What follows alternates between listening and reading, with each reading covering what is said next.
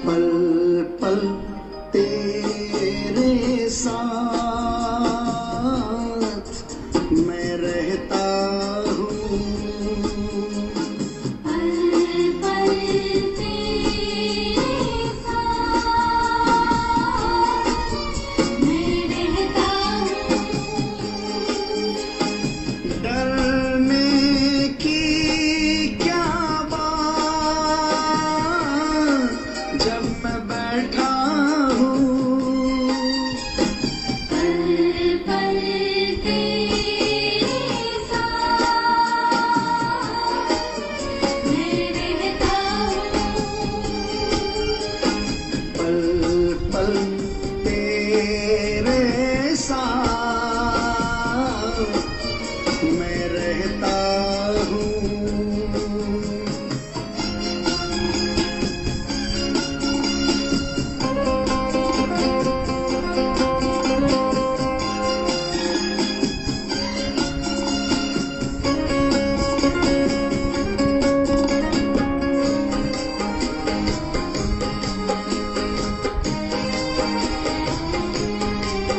तूफान के आगे तेरा दिल घबराता है।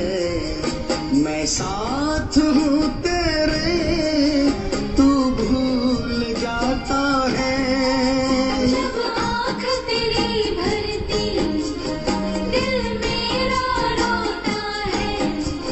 मेरे आंसू का कतरा तेरी आँख में होता है।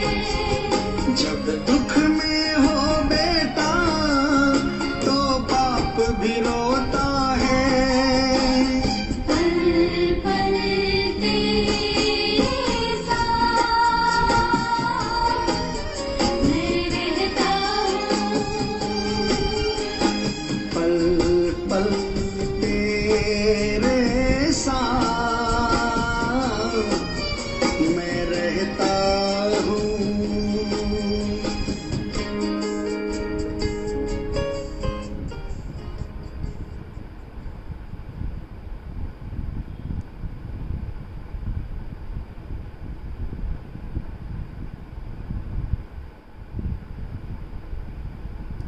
ओम शांति।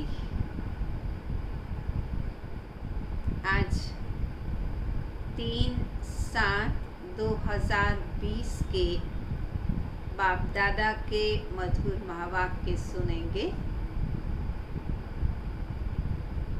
बाबा है बेहद का साहूकार और बच्चों को बनाते हैं ऊंच से ऊंच। बाप ज्ञान का सागर है, नॉलेजफुल है, गति सदगति दाता है।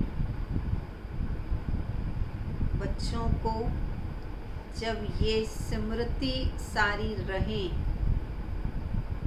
बाप की महिमा, बाप की अथॉरिटी का बच्चों को बोध हो तो नशा चढ़ा रहे।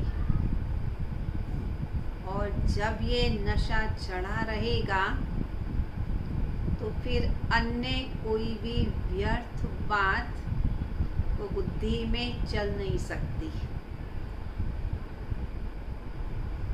बाबा बच्चों को सृष्टि के आदि मध्य अंत का ज्ञान देते हैं।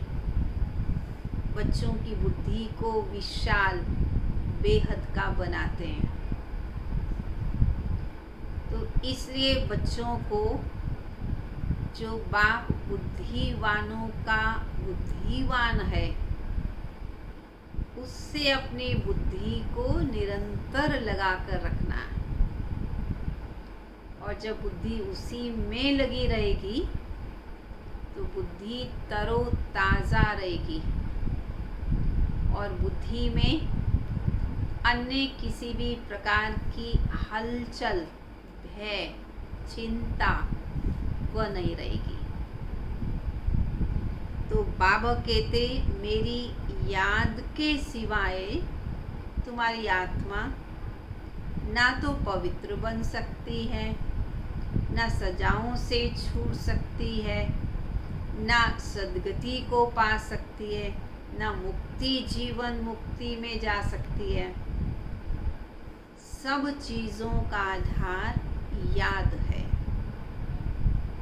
इसलिए बच्चों को बाबा को बड़े ही प्यार से याद करने का पुरुषार्थ करना है,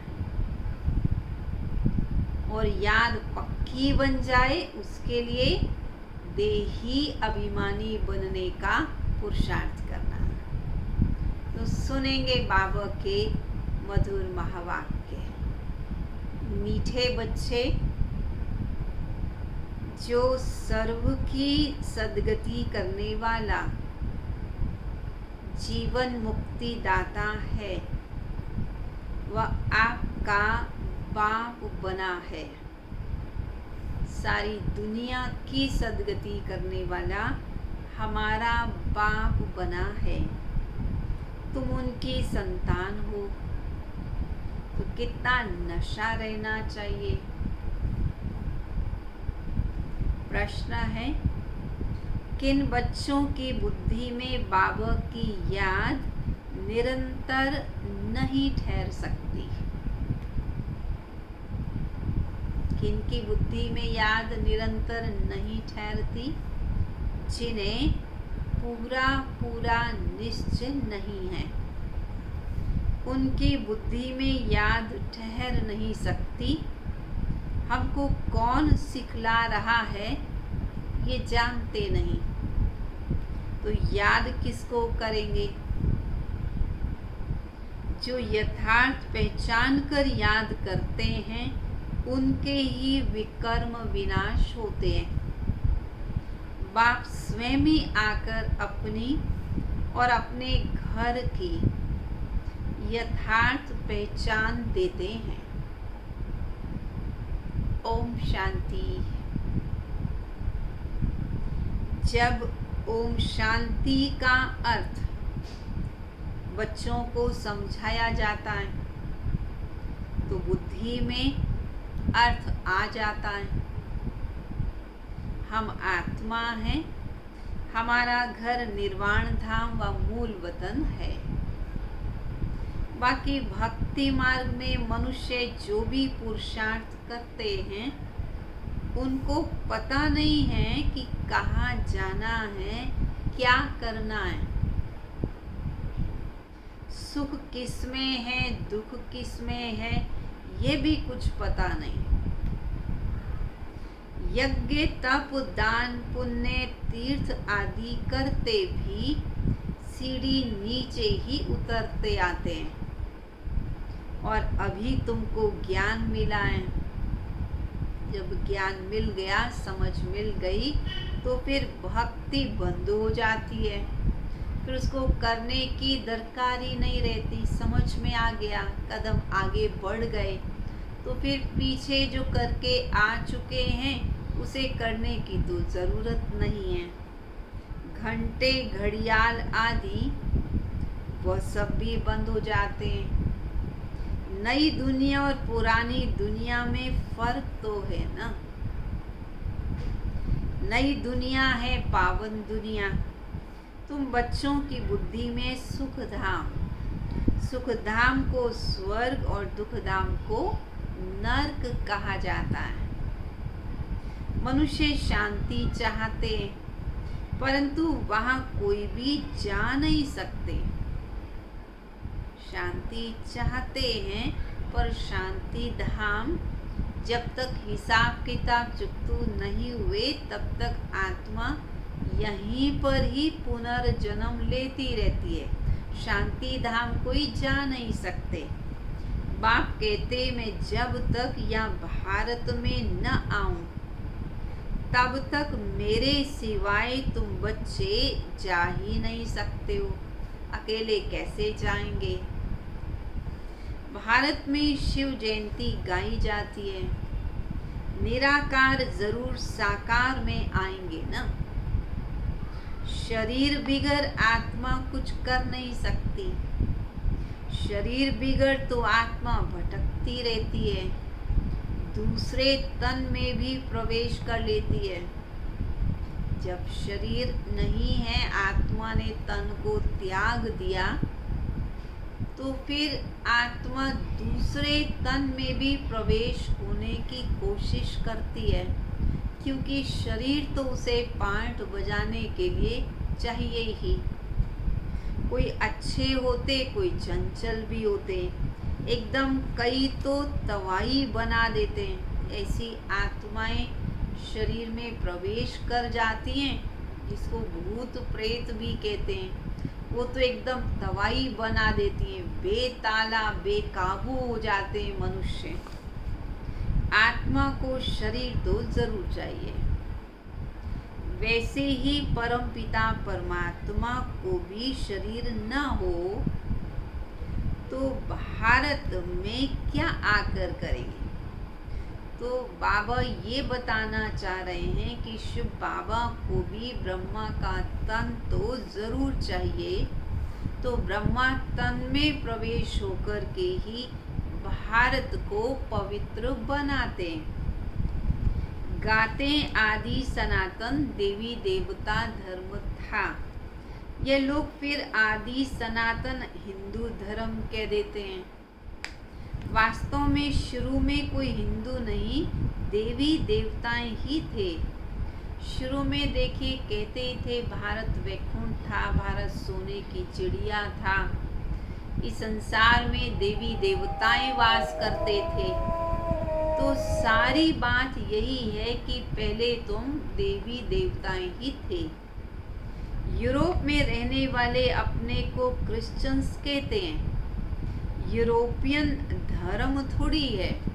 यूरोप में रहने वाले यूरोपियन कहलाते हैं, परंतु यूरोपियन कोई धर्म नहीं, उनका धर्म तो क्रिश्चियनिटी है। अभी कोई पंजाब में रहता है तो पंजाबी कहलाता है, परंतु पंजाबी कोई धर्म तो नहीं है, वो तो ज़्यादातर सिख धर्म के हैं। अमेरिका में रहने वाले अमेरिकन कहलाते हैं, परंतु धर्म तो अमेरिकन नहीं होता। अब यहाँ हिंदुस्तान में रहने के कारण अपने आप को हिंदू कहलाने लगे, परंतु हिंदू कोई धर्म नहीं है। हमारा धर्म तो आदि सनातन देवी देवता धर्म था।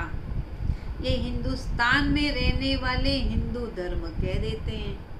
जो देवी धर्म श्रेष्ठ थे वही 84 जन्मों में आते धर्म भ्रष्ट बन गए। जो इतने ऊंच थे, देवता थे, वही पुनर्जन्म लेते लेते वही आत्मा की बैटरी कमजोर होते होते एकदम खाली हो जाती है। इसीलिए धर्म भ्रष्ट कर्म भ्रष्ट बन जाते हैं। देवता धर्म के जो होंगे वही यहाँ आएंगे। ज्ञान सुनने कौन आ सकेगा? जो देवता धर्म वाली स्ट्रॉन्ग पवित्र आत्माएं होंगी वही आ सकेंगी, उन्हें ज्ञान समझ में आएगा। तो जब रेगुलर सुन रहे हैं ज्ञान, इसका मतलब उन्हें क्या समझना चाहिए कि हम देवता धर्म की आत्माएं हैं। निश्चित रूप से हम देवता बनेंगे ही। वहाँ कोई प्रजा में कम पद पाने वाला होगा। चाहते सब सुख शांति हैं, वह तो होता है सतयुग में। सुख भी हो परमानेंट और शांति भी हो परमानेंट, वो तो सुखधाम सतयुग में ही होता है। इस दुनिया में तो अल्पकालीन सुख होता है, क्षणभंगुर सुख होता है। सब तो सुखधाम में जा भी नहीं सकते। सब धर्म अपने अपने समय पर आते हैं। इस समय अनेक धर्म है, झाड़ वृद्धि को पाता रहता है।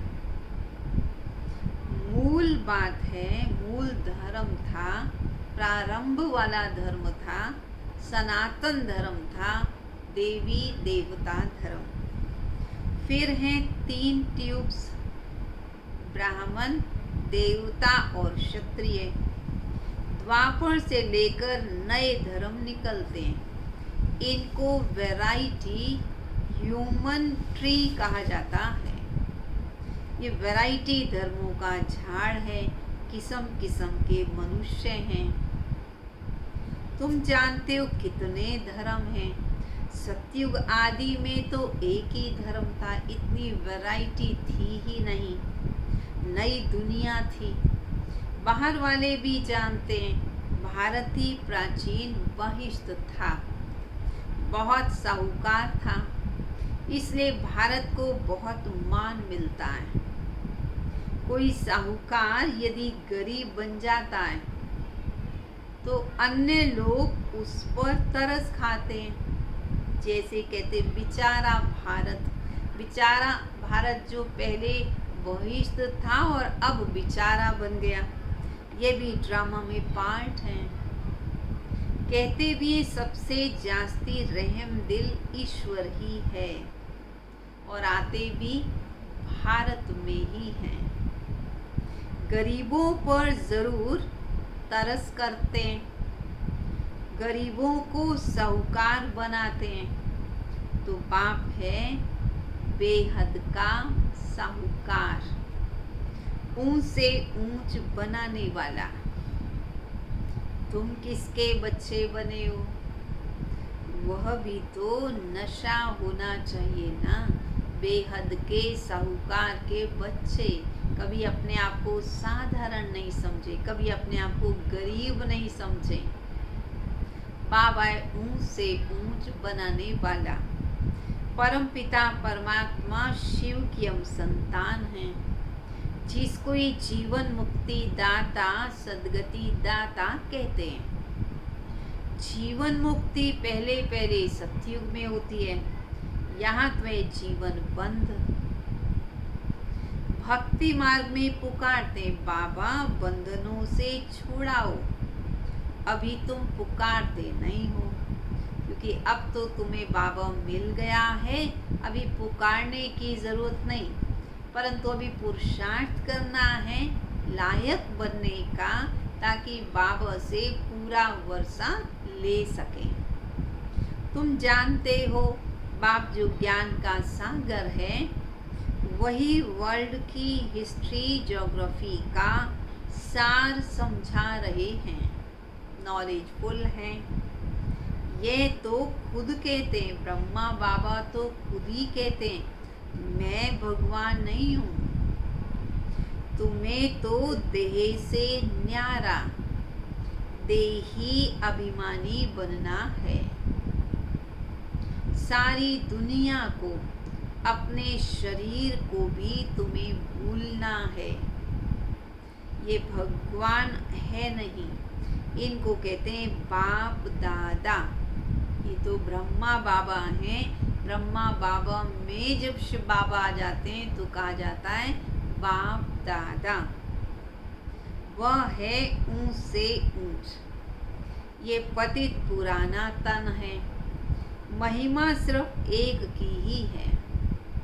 उनसे योग लगाना है तब ही पावन बनेंगे, नहीं तो कभी पावन बन नहीं सकेंगे। पिछाड़ी में हिसाब किताब चुकतू कर सजाएं खाकर चले जाएंगे। भक्ति मार्ग में हम सो हम का मंत्र सुनते आए हो। हम आत्मा, सो परम पिता परमात्मा, सो हम आत्मा। यही रॉन्ग मंत्र परमात्मा से बेमुख करने वाला है। वास्तव में कोई अगर ये कहे हम आत्मा सो परमात्मा और परमात्मा सो आत्मा, ये तो रॉन्ग हो जाता है। परंतु हम सो देवता थे, हम सो क्षत्रिय, हम सो वैश्य, हम सो शूद्र, हम सो ब्राह्मण, सो हम देवता बनते हैं। ये है राइट अर्थ। बाप कहते बच्चे परमात्मा सो हम आत्मा कहना, ये तो बिल्कुल ही रॉन्ग है। अभी तुम बच्चों को वर्णों का भी रहस्य समझाया गया है। हम सो ब्राह्मण हैं, फिर हम सो देवता बनने के लिए पुरुषार्थ करते हैं, फिर हम सो देवता बन फिर क्षत्रिय वर्ण में आएंगे, और कोई को थोड़ी पता है कि हम कैसे 84 जन्म लेते हैं, किस कुल में लेते हैं। अभी तुम समझते हो कि हम ब्राह्मण हैं। बाबा तो ब्राह्मण नहीं हैं, तुम ही इन वर्णों में आते हो। अब ब्राह्मण धर्म में एडॉप्ट किया है शिव बाबा द्वारा, प्रजापिता ब्रह्मा की तुम संतान बने हो। यह भी जानते हो निराकारी आत्माएं असली ईश्वरीय कुल की ही हैं, निराकारी दुनिया में रहने वाली हैं, फिर साकारी दुनिया में आती हैं। पाठ तो बजाना ही पड़ता है।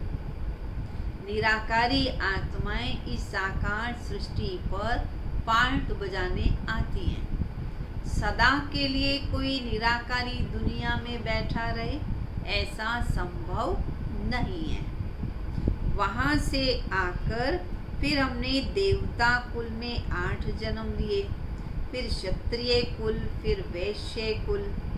फिर बाबा समझाते तुमने इतने जन्म देवी कुल में लिए, फिर इतने जन्म क्षत्रिय कुल में, 84 जन्मों का चक्र। वह तो बाबा तुम बच्चों को ही समझाते हैं ना। तुम्हारे बिगर ये ज्ञान और कोई को मिल ना सके। जो इस धर्म के होंगे वही यहाँ आएंगे। राजधानी स्थापन हो रही है, कोई राजा रानी, कोई प्रजा बनेंगे। अब जब सुन रहे हैं उनको तो पक्की गारंटी हो ही गई कि हम तो सतयुग में निश्चित रूप से जाएंगे ही। सूर्यवंशी लक्ष्मी नारायण जी फर्स्ट, सेकंड, फिर थर्ड, 8 गद्दियां चलती हैं।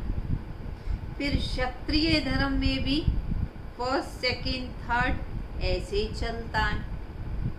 12 जन्म होते हैं। ये सब बातें बाप समझाते हैं। ज्ञान का सागर जब आते हैं तो भक्ति खलास हो जाती है। रात खत्म हो, दिन शुरू होता है। वह किसी भी प्रकार के धक्के नहीं खाते हैं। आराम ही आराम, कोई हंगामा नहीं है। ये भी ड्रामा बना हुआ है। भक्ति कल्ट में बाप आते हैं, सबको वापिस जरूर जाना है। फिर नंबरवार उतरते हैं, यहाँ से सब जाते हैं बाबा के साथ में। फिर परमधाम से नंबरवार उतरते हैं। अब जिसने सतयुग में प्रारंभ में आना है वही शुरू में आएंगे, बाकी तो परमधाम में बैठे रहेंगे। अपने अपने पार्ट अनुसार, अपने अपने समय अनुसार नंबरवार आत्माएं इस सृष्टि पर पार्ट बजाने आती हैं। क्राइस्ट आएंगे तो फिर उनके धर्म वाले उनके पीछे आते रहेंगे। अभी देखो कितने क्रिश्चियंस हैं। क्राइस्ट हो गया क्रिश्चियन धर्म का बीज। अच्छा, फिर इस देवी देवता धर्म का बीज कौन? परमपिता परमात्मा शिव बाबा। तुम्हारा धर्म स्थापन करते हैं परमपिता परमात्मा। तुमको ब्राह्मण धर्म में किसने लाया? बाप ने अडॉप्ट किया, तो उनसे छोटा ब्राह्मण धर्म हुआ। ब्राह्मणों की चोटी गाई जाती है। यह है निशानी चोटी। फिर नीचे आओ तो शरीर बढ़ता जाता है।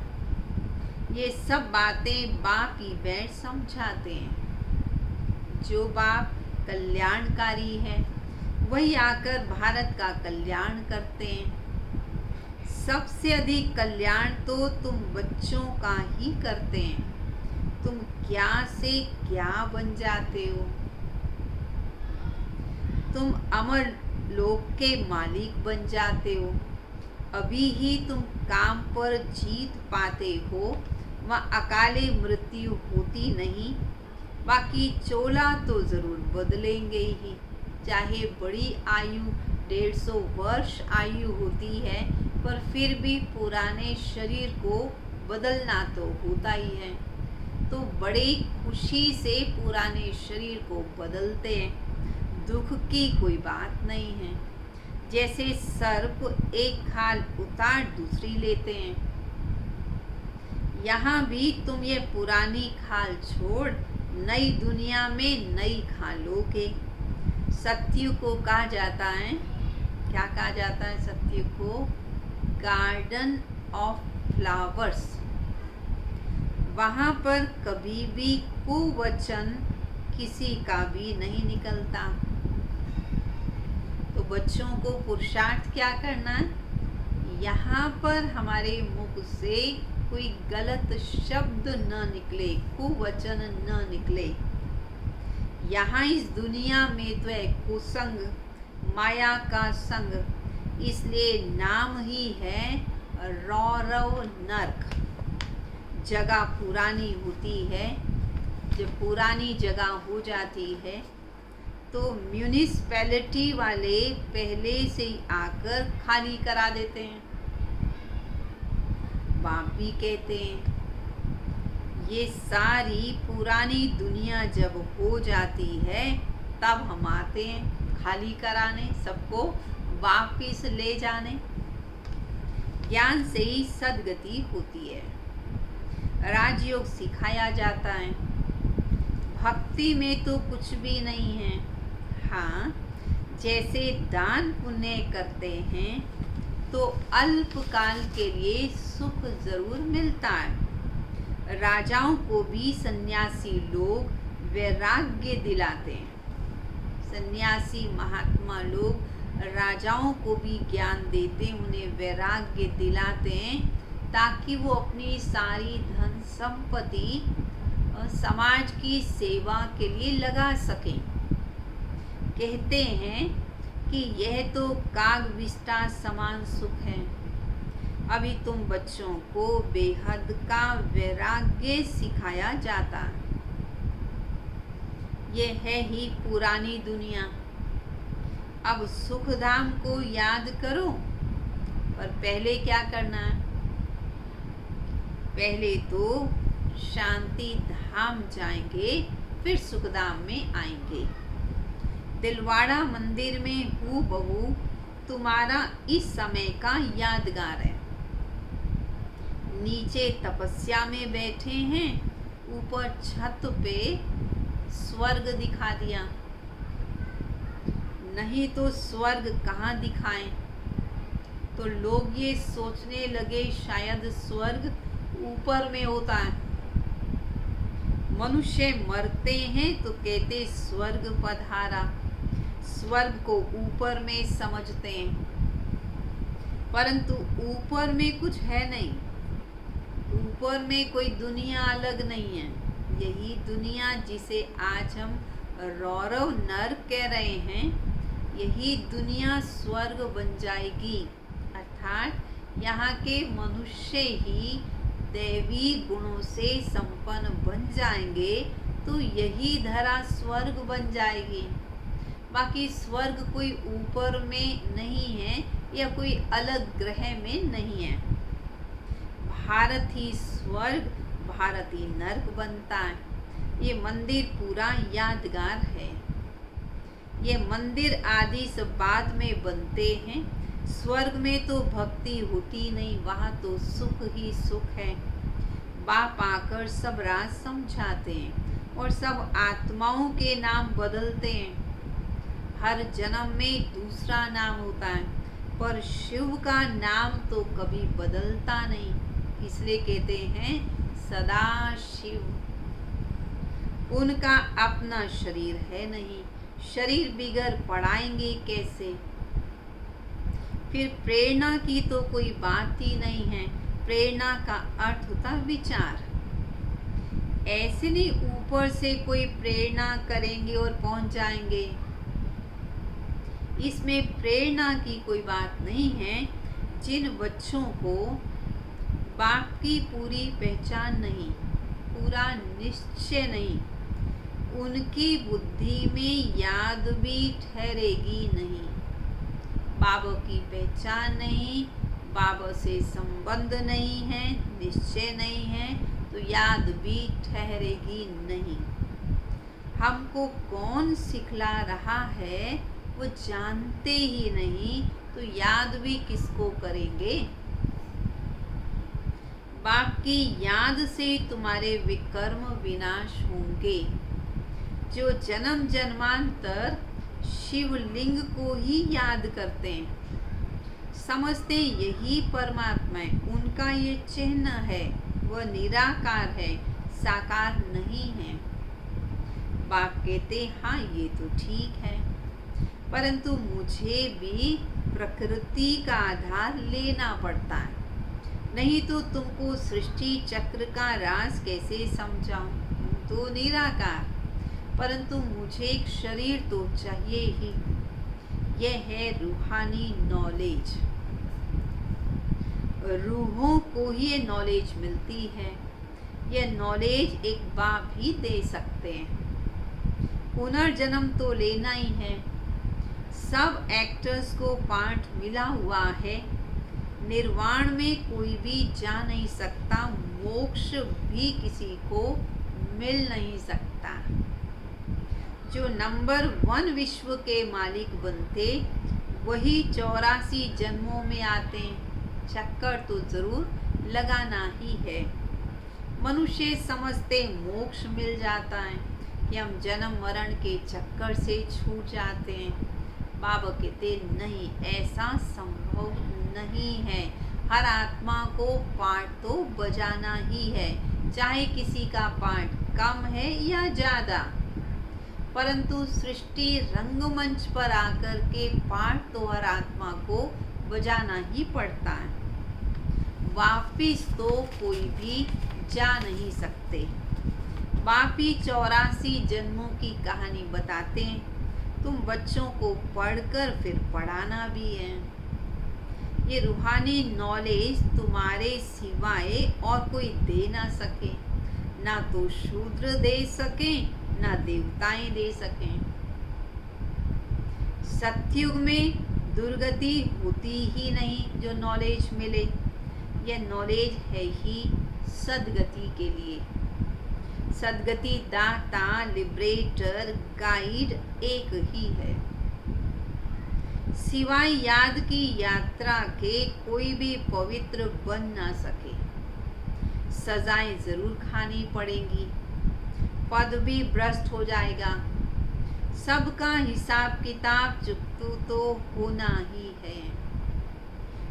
तुमको तुम्हारी ही बात समझाते हैं और धर्मों में जाने की क्या पड़ी है। भारतवासियों को ये नॉलेज मिलती है। बाप भी भारत में आकर आदि सनातन देवी देवता धर्म की स्थापना करते हैं। अभी तुमको शूद्र धर्म से निकाल ऊंच कुल में ले जाते हैं। वह है नीच पतित कुल। अब पावन बनाने के लिए तुम ब्राह्मण निमित्त बनते हो। इनको रुद्र ज्ञान यज्ञ कहते हैं। रुद्र शिव बाबा ने ज्ञान यज्ञ रचा।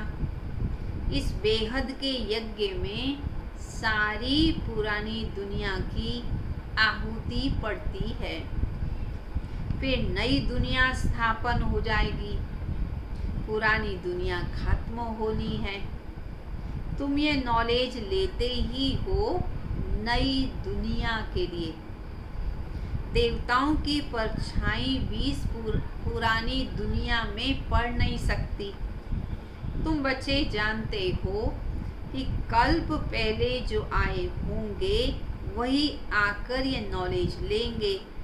नंबरवार पुरुषार्थ अनुसार पढ़ाई पढ़ेंगे। मनुष्य यहाँ ही शांति चाहते हैं। अब आत्मा तो है ही शांति धाम की रहने वाली। बाकी यहाँ शांति कैसे हो सकती है? अगर आदत पड़ जाए बुद्धि को बार बार शांति धाम जाने की, तो शांति में रहने के संस्कार पक्के हो जाएंगे। बार बार बुद्धि में शांति का सागर आए तो भी शांति के संस्कार पक्के हो जाएंगे। इसलिए बाबा कहते, तुम शांति चाहते हो तो शांति धाम और शांति के सागर को याद करो। अब आत्मा तो है ही वहाँ की रहने वाली। इस समय तो घर घर में अशांति है, रावण राज्य है। सतयुग में बिल्कुल ही शांति का राज्य होता है। एक धर्म, एक भाषा होती है, मेल मिलाप प्यार होता है, मधुर भाषी होते हैं, आपस में एक दूसरे को देखकर खुश होते हैं। ऐसी वो सतयुगी दुनिया होती है। तो बाबा कहते, तुम यहाँ पर ये याद रखो कि हम फरिश्ता सो देवता बनने वाले हैं। हमने इस धरा को स्वर्ग बनाना है। तो वह सतयुगी संस्कार यहाँ पर ही इमर्स करने हैं। अच्छा, मीठे मीठे सिक्किल दे बच्चों प्रति माता पिता बाप दादा का याद प्यार और गुड मॉर्निंग। रूहानी बाप की रूहानी बच्चों को नमस्ते। रूहानी बच्चों की रूहानी बाप दादा को नमस्ते नमस्ते नमस्ते। धारणा के लिए मुख्य सार, इस पुरानी दुनिया से बेहद का वैरागी बन अपनी देह को भी भूल शांति धाम और सुख धाम को याद करना है। निश्चय बुद्धि बन याद की यात्रा में रहना है। दूसरा, हम सो हम के मंत्र को यथार्थ समझकर अब ब्राह्मण सो देवता बनने का पुरुषार्थ करना है। सभी को इसका यथार्थ अर्थ समझाना है। वरदान, 3 सेवाओं के बैलेंस द्वारा सर्व गुणों की अनुभूति करने वाले गुण मूर्त भव। जो बच्चे संकल्प बोल और हर कर्म द्वारा सेवा पर तत्पर रहते हैं, वही सफलता मूर्त बनते हैं। तीनों में मार्क्स समान है। सारे दिन में तीनों सेवाओं का बैलेंस है, तो पास विद ऑनर व गुण मूर्त बन जाते हैं। उनके द्वारा सर्व दिव्य गुणों का श्रृंगार स्पष्ट दिखाई देता है। एक दूसरे को बाप के गुणों का व स्वयं की धारणा के गुणों का सहयोग देना ही गुण मूर्त बनना है, क्योंकि गुण दान सबसे बड़ा दान है। स्लोगन, निश्चय रूपी फाउंडेशन पक्का है तो श्रेष्ठ जीवन का अनुभव स्वतः ही होता है। निश्चय के आधार पर श्रेष्ठ जीवन की महसूसता खुद को भी आती है, दूसरों को भी आती है। इसलिए निश्चय बुद्धि विजयंती। अच्छा, ओम शांति। सभी 3 मिनट के लिए प्यारे बाप दादा की याद में बैठेंगे।